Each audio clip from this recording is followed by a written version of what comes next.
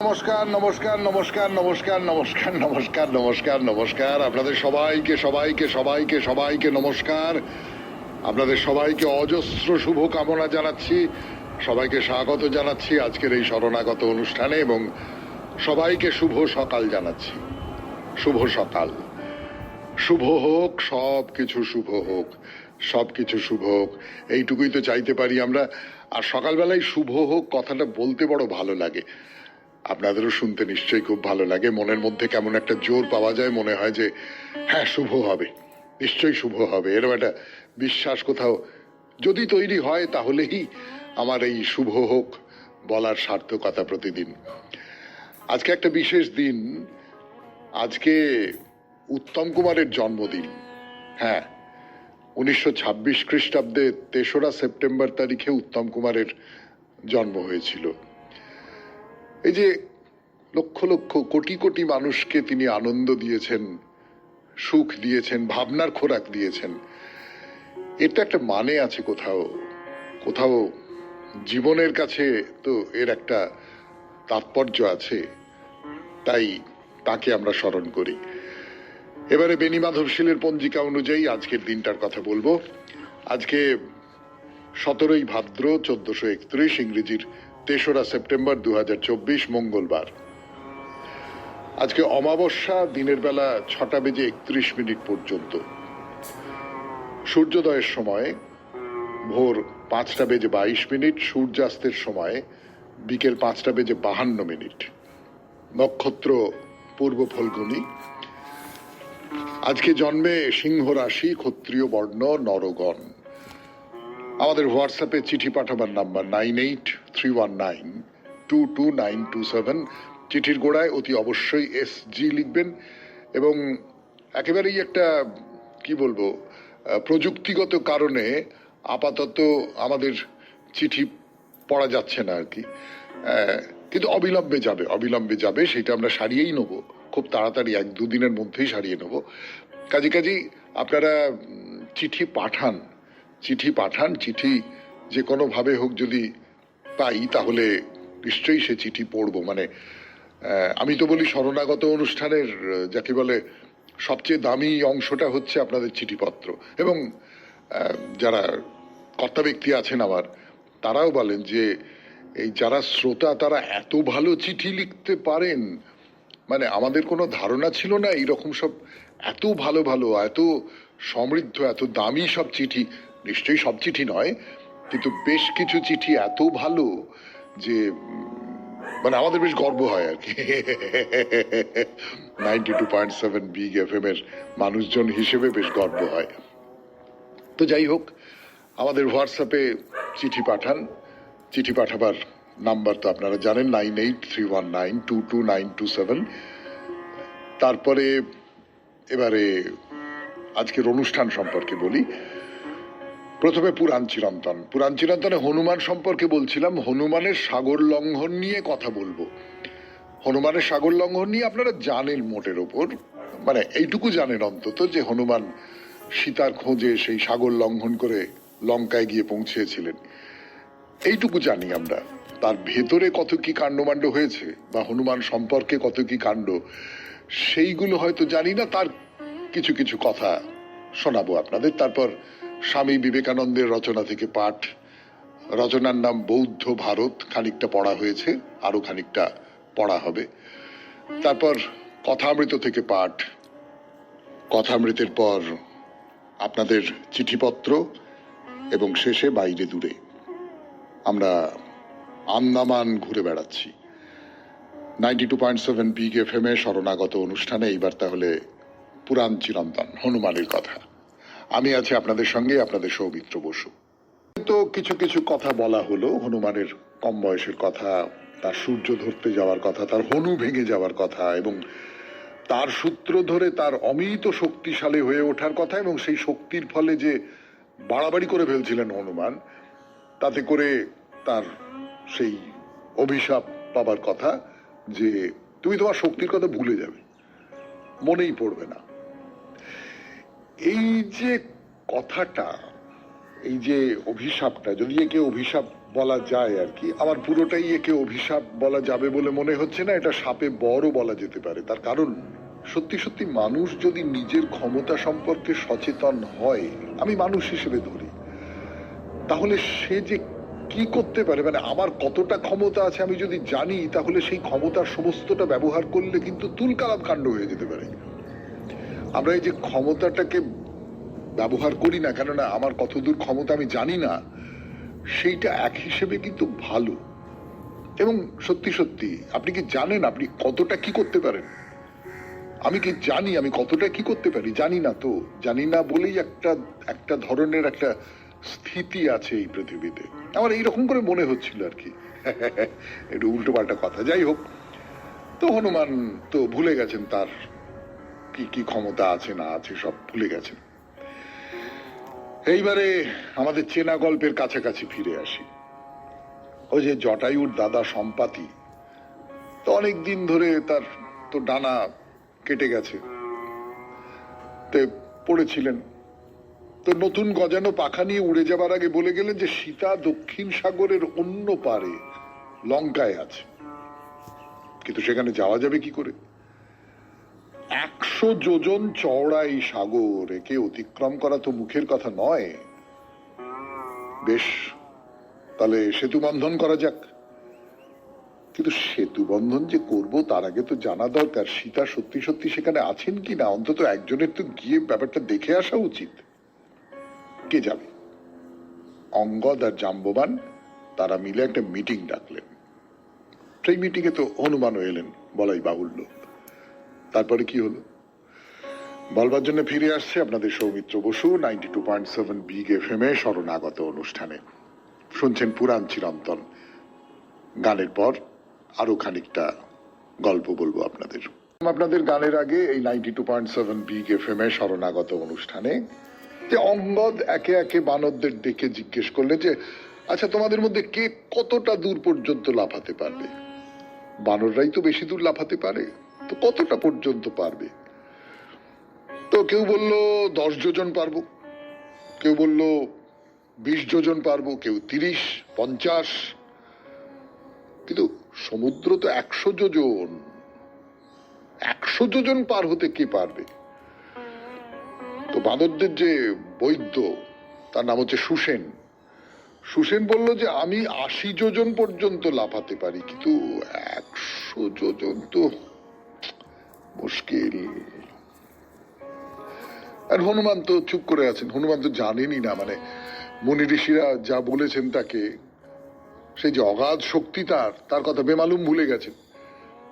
কিন্তু জাম্ববান জানতেন। তিনি হনুমানকে ডাকলেন, ডেকে বললেন যে হনুমান, বানরদের এই বিপদের দিনে তুমি চুপ করে বসে আছো কেন? আমি তো জানি তোমার মধ্যে মহাশক্তি সুপ্ত অবস্থায় রয়েছে। এইরকম একটা অবস্থা, তুমি সজাগ হবে না? একমাত্র তুমি পারো এই মহা বিপদ থেকে বাঁদরদের রক্ষা করতে। ওঠো, জাগো, এগিয়ে এসো। এই সব কথা শুনতে শুনতে হনুমানের মনের মধ্যে পুরনো সব কথা জেগে উঠল। এর একটা আধ্যাত্মিক তাৎপর্য আছে বলে আমার নিজের মনে হয়। আমাদের ভেতরের যে শক্তি ঘুমিয়ে আছে, আমাদের প্রত্যেকের মধ্যেই এই শক্তি আছে। সেই শক্তিকে আমি যদি ভুল পথে পরিচালিত করি, তাহলে দাবানল লেগে যেতে পারে। সে কথা বলছিলাম আপনাদের। কিন্তু এই ভেতরের যে শক্তি, গুরুর কাজ হচ্ছে এই শক্তিকে সোনার কাঠি ছুঁইয়ে জাগিয়ে তোলা। একবার জাগিয়ে তুলতে পারলে, সেই শক্তি সম্পর্কে সচেতন হলে মানুষ উঠে দাঁড়াতে পারবে, সোজা হয়ে দাঁড়াতে পারবে। তা হনুমান নিজের ভেতরে এখন সেই শক্তি অনুভব করতে পারছেন।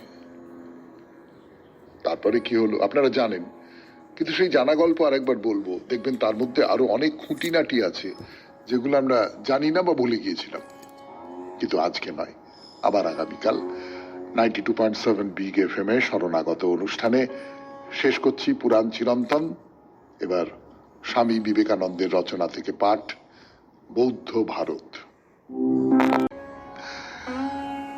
আপনারা গ্রন্থ পূজার গোঁড়ামি সম্পর্কে অভিযোগ করে থাকেন, কিন্তু এ সম্পর্কে হিন্দুর মনোভাব জানতে পারলে আপনারা কি ভাববেন কে জানে। হিন্দু বিশ্বাস করে যে বেদ প্রত্যক্ষভাবে ভগবানের শ্রীমুখ নিঃসৃত জ্ঞান। বেদ ও সহায়েই এই বিশ্ব চরাচর সৃষ্ট হয়েছে এবং বেদে নিহিত বলেই তাদের অস্তিত্ব সম্ভব হয়েছে। একটি গাভী এই স্থূল জগতে বিরাজ করছে কারণ গাভী শব্দটি বেদে রয়েছে। একটি মানুষ এই পার্থিব জগতে বিদ্যমান কারণ মানুষ শব্দটি বেদ মধ্যে উল্লিখিত আছে। এরই মধ্যে সেই মতবাদের জন্মসূত্র দেখা যায়, যেটি উত্তরকালে কৃষ্ণ ধর্মাবলম্বীগণ বর্ধিত করেছিলেন এবং এইভাবে প্রকাশ করেছিলেন, সৃষ্টির প্রারম্ভে ছিল শুধু শব্দ এবং শব্দ ঈশ্বর বা ব্রহ্মের সঙ্গে অভিন্ন ছিল। এ তত্ত্ব ভারতবর্ষের প্রাচীন তত্ত্ব। এই তত্ত্বের ভিত্তির উপরেই শাস্ত্রের ভাবরাশি দণ্ডায়মান। অবশ্য একথা স্মরণে রাখা প্রয়োজন যে শব্দ মাত্রই ঐশী শক্তির আধার, বহির্বিশ্ব ভাবের মূর্ত প্রকাশ স্বরূপ। সুতরাং প্রকাশ মাত্রেই জাগতিক ক্ষেত্রে স্থূল প্রকাশ এবং শব্দ মাত্রই বেদ, আর সংস্কৃতই দেব ভাষা। একদা দেব মুখ থেকে নিঃসৃত হয়েছিল ভাষা, সে ভাষা সংস্কৃত ভাষা অথবা দেব ভাষা। সেজন্য ভারতীয়দের মতে সংস্কৃত ভিন্ন অন্য সকল ভাষাই নিম্ন পর্যায়ের পশুকণ্ঠ নিঃসৃত ভাষার মতো, আর সেসব ভাষাভাষীরাই ম্লেচ্ছ শব্দে অভিহিত। গ্রিকদের পরিভাষায় বর্বর শব্দটি যেমন, এই ম্লেচ্ছ শব্দটিও সংস্কৃতে সেই রূপ। বেদসমূহ কোনো ব্যক্তি বিশেষের রচনা নয়, দেবতা মণ্ডলীর সঙ্গে সমান্তরাল রেখায় তারা বিদ্যমান। ভগবান অনন্ত, জ্ঞানও অনন্ত, এবং সেই অনন্ত জ্ঞান ও সহায়েই জগতের সৃষ্টি হয়েছে। ওই গ্রন্থেই জগতের সব কিছু বিধৃত, তার বাইরে কিছু নেই। মানুষের যত কিছু নীতিজ্ঞান, ভালো মন্দ বিচার, সবই ওই গ্রন্থের অনুশাসনের উপর প্রতিষ্ঠিত। কারণ ঐশ্বরিক জ্ঞানের ঊর্ধ্বে মানুষ উঠতে পারে না। ভারতীয় গোঁড়ামির এই হলো মূল কথা। বেদের শেষাংশ উচ্চতম আধ্যাত্মিক তত্ত্বে পরিপূর্ণ, আর প্রথমাংশ অপেক্ষাকৃত স্থূল। বেদগ্রন্থ থেকে অংশবিশেষ উদ্ধৃত করেই এটি ভালো নয়, ওটি ভালো নয়, এরূপ মন্তব্য আপনারা করে থাকেন। কিন্তু কেন?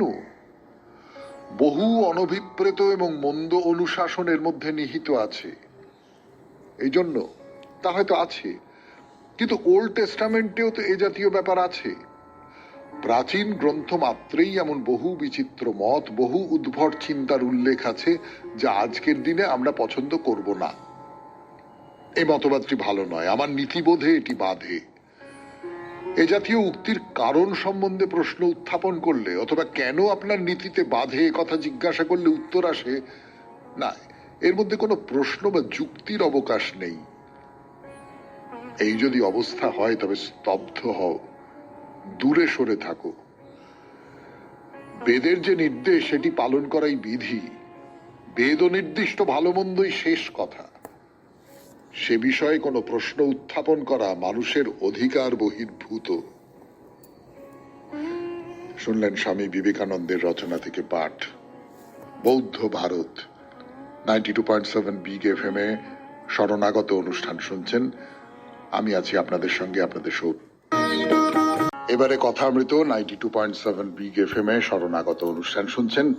আমি আছি আপনাদের সঙ্গে, আপনাদের সৌমিত্র বসু। কথামৃতে বলছিলাম সেই আশ্চর্য সব অভিজ্ঞতা। ঠাকুর তার নিজের সাধক জীবনের যে অভিজ্ঞতা, তার নিজের সাধনার যে অভিজ্ঞতা, সেই সমস্ত অভিজ্ঞতাগুলো বলছেন, আর মাস্টারমশাই মহেন্দ্রবাবু লিখে নিচ্ছেন। এবং সেই লেখা আমরা পড়ছি, ভাবতে কিরকম একটা শিহরণ হয় না? মানে ঠাকুর কি কি সমস্ত অভিজ্ঞতার মধ্যে দিয়ে গেছেন। তিনি কখনো তিনি ধরা যাক হনুমান হয়ে তিনি রামের ভজনা করছেন, ল্যাজ লাগিয়ে নিয়েছেন একটা, যাতে এই উদ্দীপনটা হয়। এইরকম করে যখন ধরা যাক রাধা কৃষ্ণের ভজনা করেন, তখন তিনি কোনো একজন মানুষ, তিনি কৃষ্ণের ভজনা করছেন, তিনি রাধা হয়ে যাচ্ছেন মনে মনে।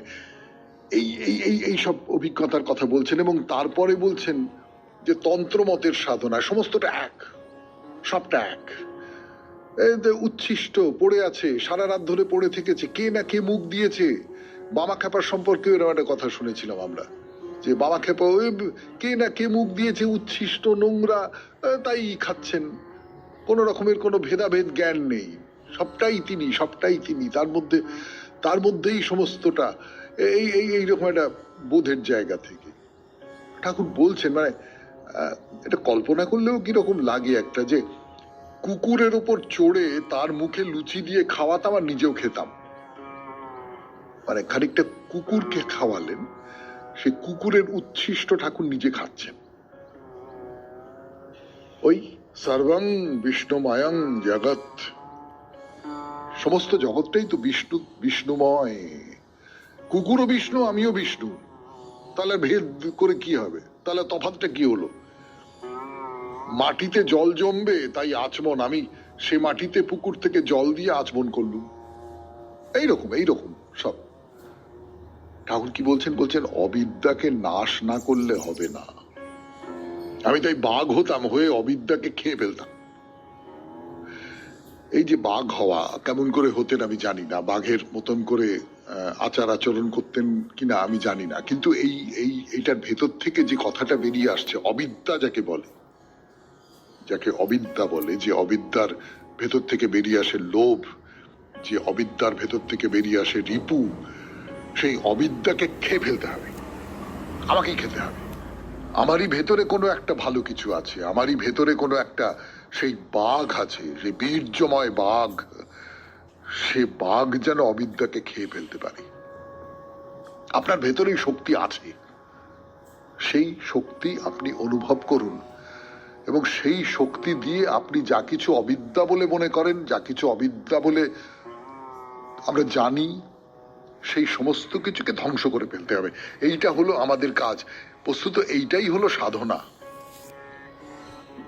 তো ঠাকুর বলছেন যে বেদমতে সাধনের সময় সন্ন্যাস নিলাম, চাঁদনিতে পড়ে থাকতাম, হৃদুকে বলতাম আমি সন্ন্যাসী হয়েছি, চাঁদনিতে ভাত খাবো, হত্যা দিয়ে পড়েছিলাম। মাকে বললাম আমি মুখ্য মা, তুমি আমাকে জানিয়ে দাও বেদ পুরাণ তন্ত্রে নানা শাস্ত্রে কি আছে, তুমি আমাকে বলে দাও। এই যে ঠাকুর সম্পর্কে তার ঘরের কাজকর্ম যে করতো, সে বলেছিল না, আরে ও তো বইপত্র নেই। জিজ্ঞেস করেছে উনি কি অনেক বইপত্র পড়েন? না না, ওর তো বইপত্র বলে কিছু নেই, ওর সমস্ত বইপত্র নিজের ভেতরে। তো ঠাকুর মাকে বলেছেন যে তুমি আমাকে বলে দাও, তো বেদ পুরাণ তন্ত্র মন্ত্র সব আমাকে শিখিয়ে দাও। 92.7 বিগ FM এ শুনছেন শরণাগত, আমি আছি আপনাদের সঙ্গে, আপনাদের সৌমিত্র বসু, কথা অমৃত। ফিরে আসছি গানের পর।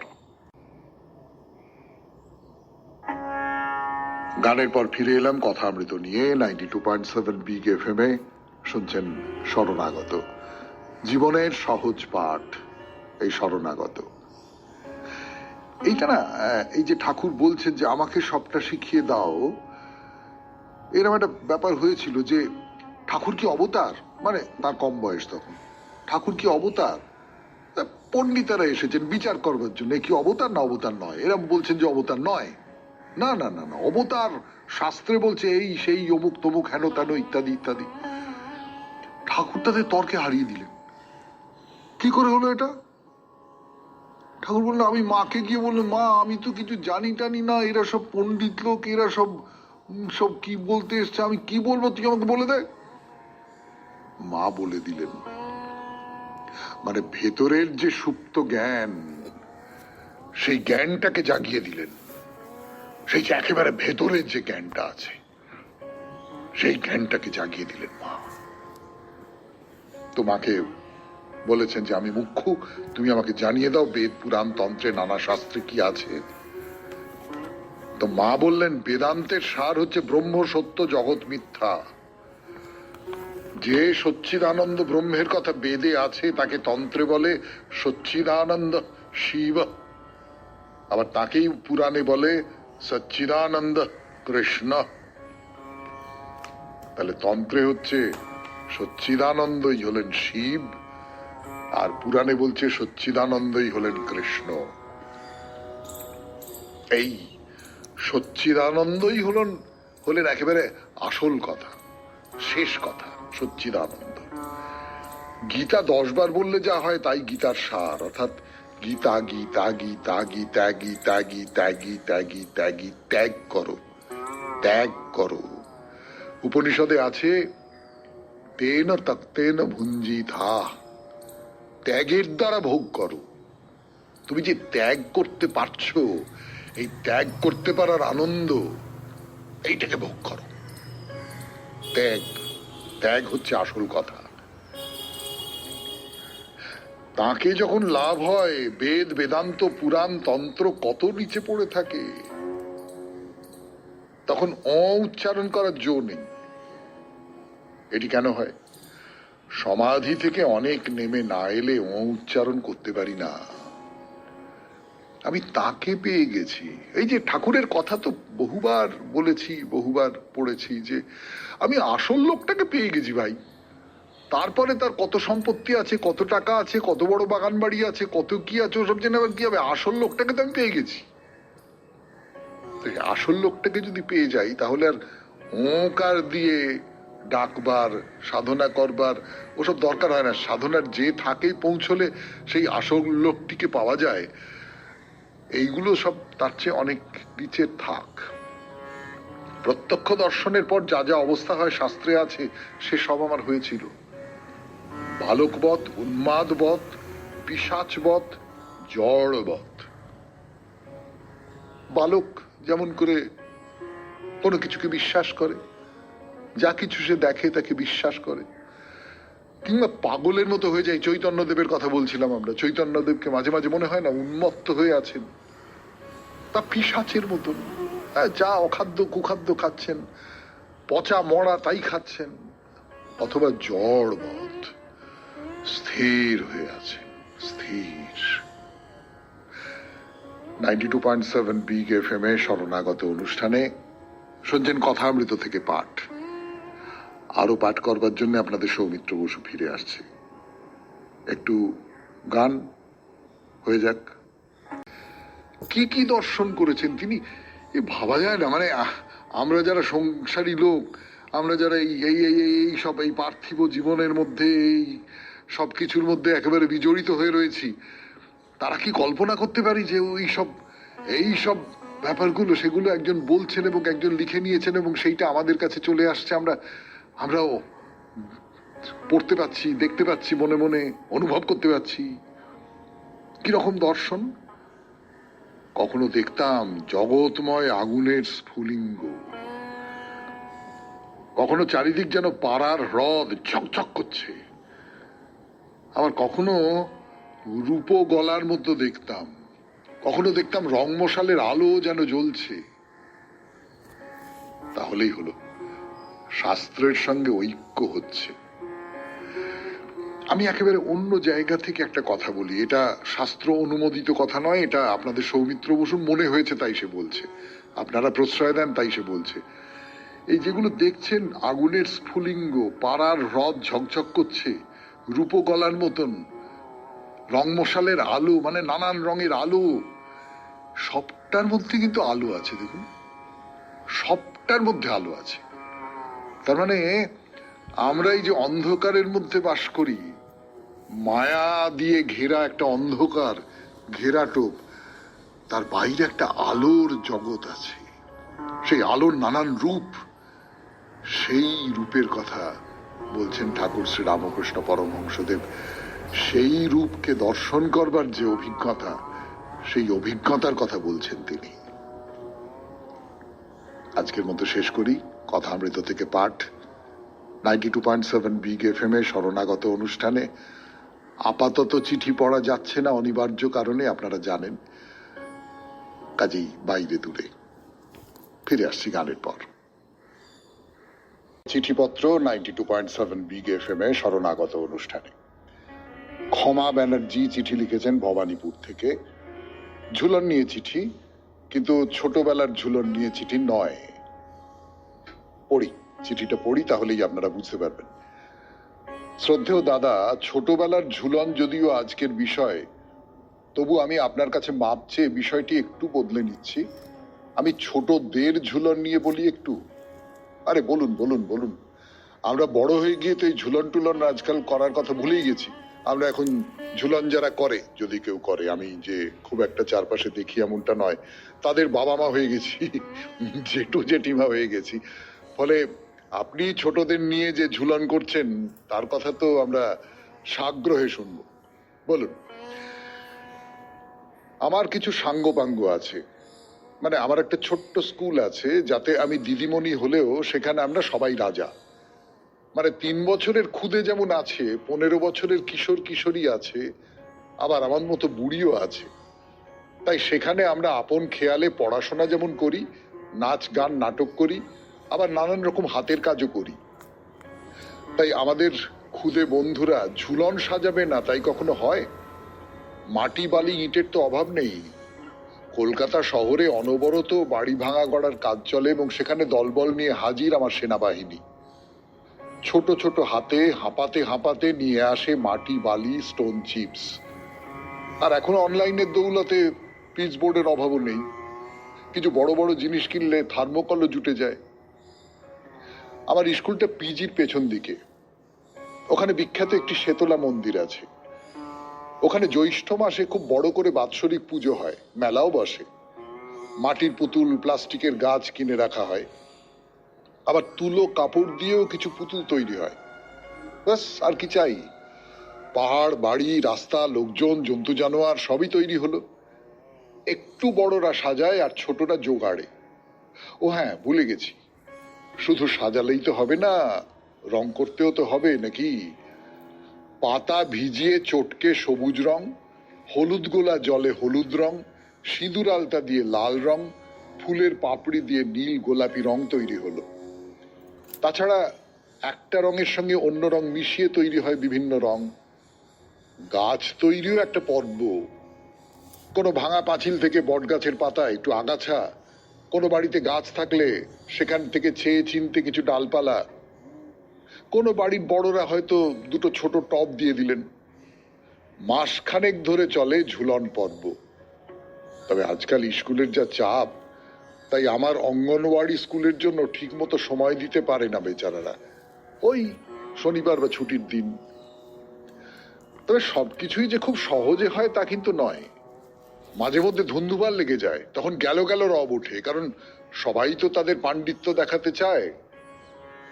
ওমা, এই তো ঝগড়া মারপিট, কিছুক্ষণ বাদেই 2 বা 3 বাঁদরে গলা জড়াজড়ি করে কাঠিয়া আইসক্রিম চুষতে চুষতে এসে আবার কাজে লেগে পড়ে। বেশ আছি জানেন এদের নিয়ে। বুড়ো হয়েছি তো কি হয়েছে, কচি কাঁচাদের সঙ্গে মনে মনে কচি হয়ে যেতে তো আপত্তি নেই। এই আমার ঝুলনের গপ্প।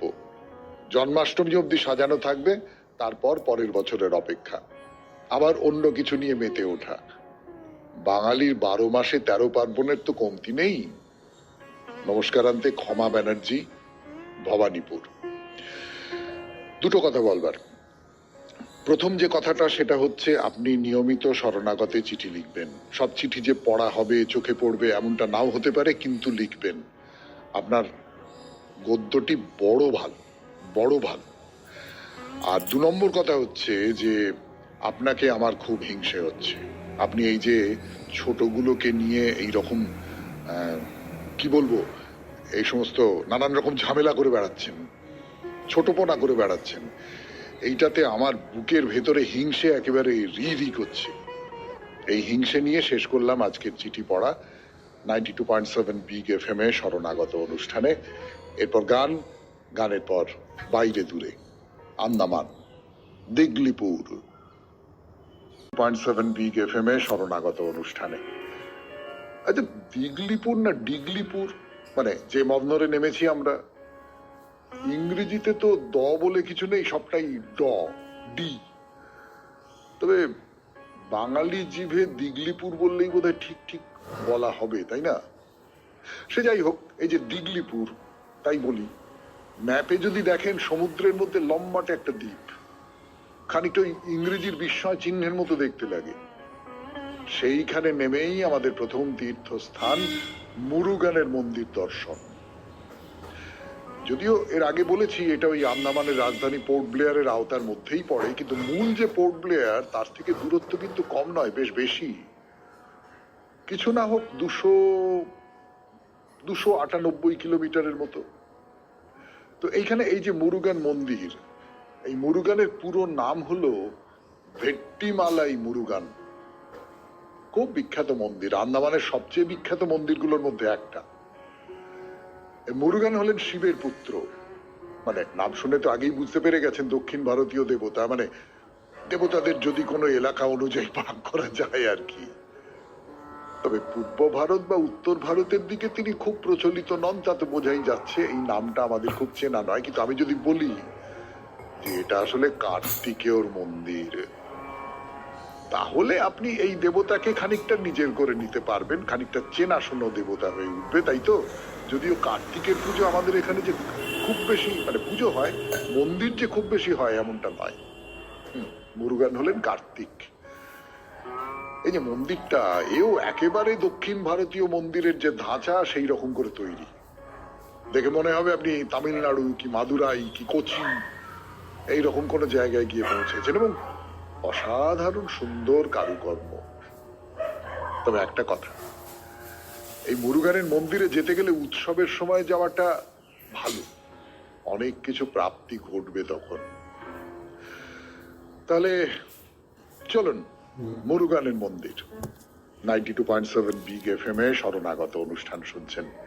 আমি আছি আপনাদের সঙ্গে, আপনাদের সৌমিত্র বসু।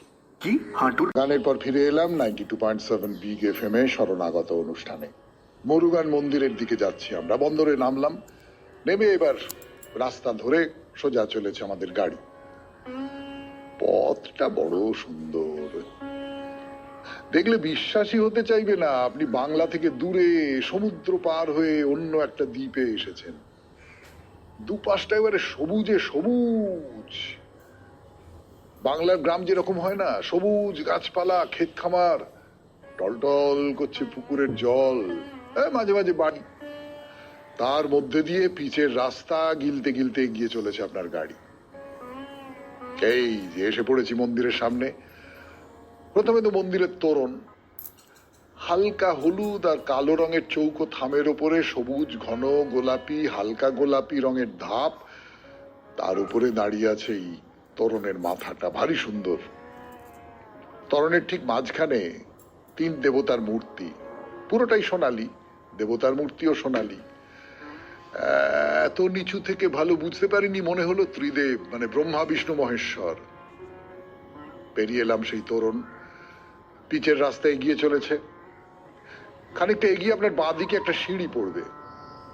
এই জায়গায় জমিও খানিকটা উঠে গেছে, মানে একটা পাহাড় বা টিলার মতন হয়েছে আর কি, নিচু, খুবই নিচু।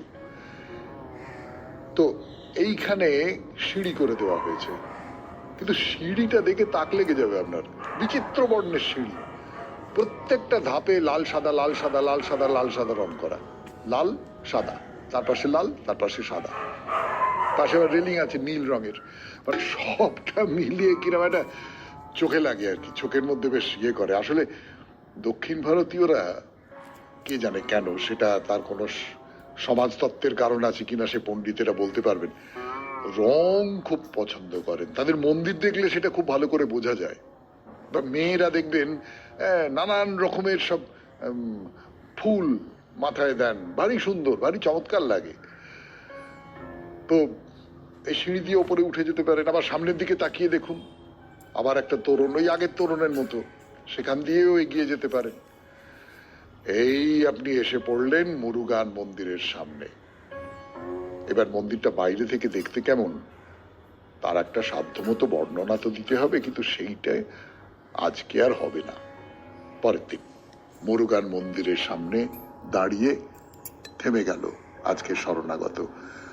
আমাদের হোয়াটসঅ্যাপে চিঠি পাঠাবার নাম্বার 9831922927। চিঠির গোড়ায় অতি অবশ্যই SG লিখতে হবে।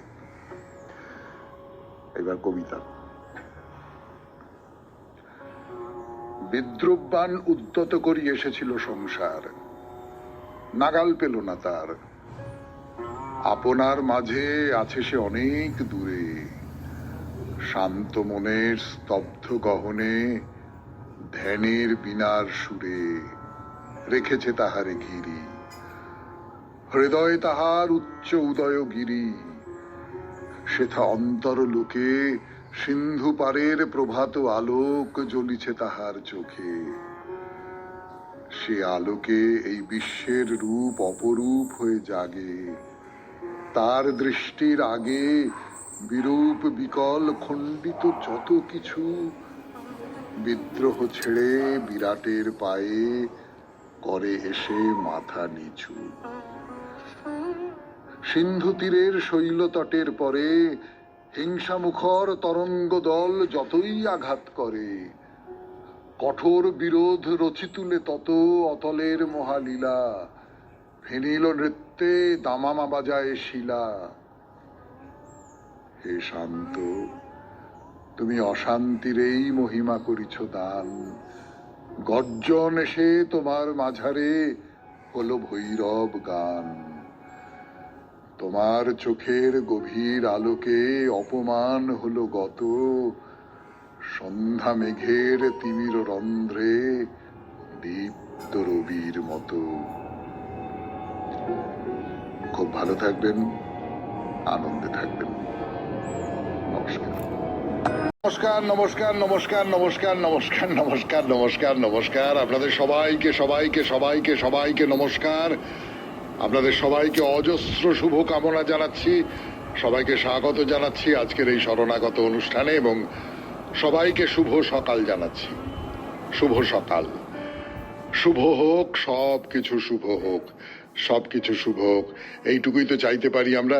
আর সকালবেলায় শুভ হোক কথাটা বলতে বড় ভালো লাগে, আপনাদেরও শুনতে নিশ্চয়ই খুব ভালো লাগে। মনের মধ্যে কেমন একটা জোর পাওয়া যায়, মনে হয় যে হ্যাঁ শুভ হবে, নিশ্চয়ই শুভ হবে, এরকম একটা বিশ্বাস কোথাও যদি তৈরি হয় তাহলেই আমার এই শুভ হোক বলার সার্থকতা প্রতিদিন। আজকে একটা বিশেষ দিন। আজকে